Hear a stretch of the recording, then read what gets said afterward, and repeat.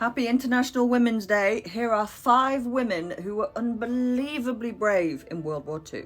Florence Finch. Florence was the daughter of an American father and a Filipino mother, and she was working as a stenographer in Manila when it fell to the Japanese.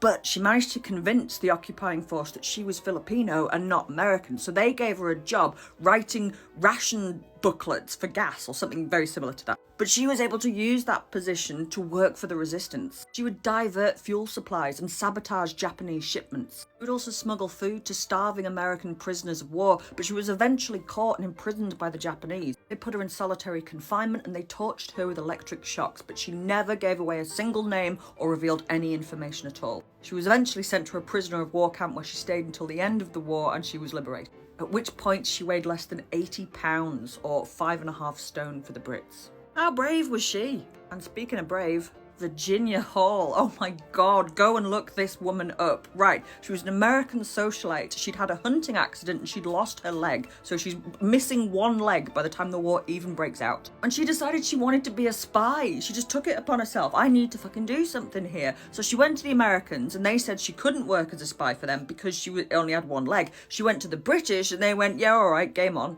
She was fluent in French, so she was dropped into France, where she started making contacts, resistance contacts all over the place. She set up resistant networks through nunneries and through brothels and all kinds of unlikely places, constantly gathering information and intelligence and relaying it back to the Allied forces. But things quickly became really hot for her. She was soon on the Nazis' most wanted list. They knew exactly who she was and they were desperate to get her. So she has to get out. And by this time, there's only one way that she can do that, and that's over the Pyrenees, which she does on foot. Remember, she's only got one of them. By the time she makes it to Britain, she knows that the Nazis know who she is, and she's barely made it back, but she insists on going back for a second time. And in order to disguise herself, she files down her teeth so she can disguise herself as a peasant. She saw out the war, being a spy, being absolutely amazing at what she did. She went on to become the most highly decorated civilian of World War II. If you don't know her story, oh my God, go and look it up. Number 3, Jane Viel.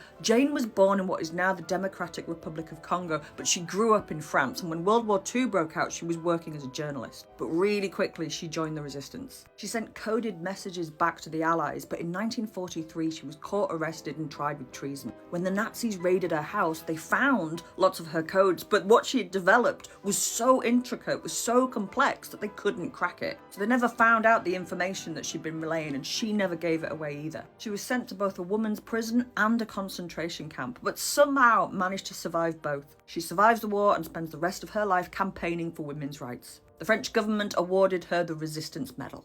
Brave or what? Noor Khan, codename Madeline. Noor was born in Moscow to wealthy Indian Muslim parents, but she was raised in England and France. She was a pacifist, but when war broke out, she knew she had to do something. So she joins the Women's Auxiliary Air Force, and pretty soon the people in charge realise that she's fluent in France, and they offer her the opportunity to go and work undercover, which she does. She's working as a radio operative, which is incredibly dangerous work. Pretty soon all the people that she is working with get busted and arrested and executed. And despite the British intelligence people saying, we will get you out, just come out, she refuses and she stays at her post. She's caught by the Nazis and arrested. She's thrown into prison and brutally interrogated. She actually manages to escape twice, but they catch her again pretty quick. She never, ever gives them a single name or a single shred of information. Frustrated, the Nazis give up and send her to a concentration camp. Dachau, actually, where she was executed, and her last words were liberté. She was posthumously awarded the George Cross and the Croix de Guerre. And finally, Lyudmila Pavlichenko, a Ukrainian sniper who has a confirmed 309 kills during active service, making her one of the deadliest snipers in history. She was known as Lady Death, and she was so good and lethal at what she did that her missions became increasingly more and more dangerous. They would send her in to do things like have sniper duels where they would just shoot at one another. Absolute crack shot and completely lethal, but she did eventually get injured with some shrapnel and she gets pulled away from the front line, whereupon she actually gets sent to America to try and rouse support for joining the war effort. At this point, America hadn't joined the war yet. She gets to go to the White House where she meets Eleanor Roosevelt and she gives press conferences about what it's like to be a woman in active service. But the American media were less than impressed. They made fun of her clothes, saying that they weren't smart enough. They made fun of the fact she wasn't wearing enough makeup. They made fun of her hair. They made fun of absolutely everything. This is a woman with 309 confirmed kills. She wasn't going to put up with this. And this is what she shot back with. I wear my uniform with honour. It has the Order of Lenin on it. It has been covered with blood in battle. It is plain to see that with American women, what is important is whether they wear silk underwear under their uniforms. What the uniform stands for, they have yet to learn. There's just something about a Ukrainian war hero being criticised for what they're wearing in the White House that feels oddly familiar. Anyway, happy International Women's Day!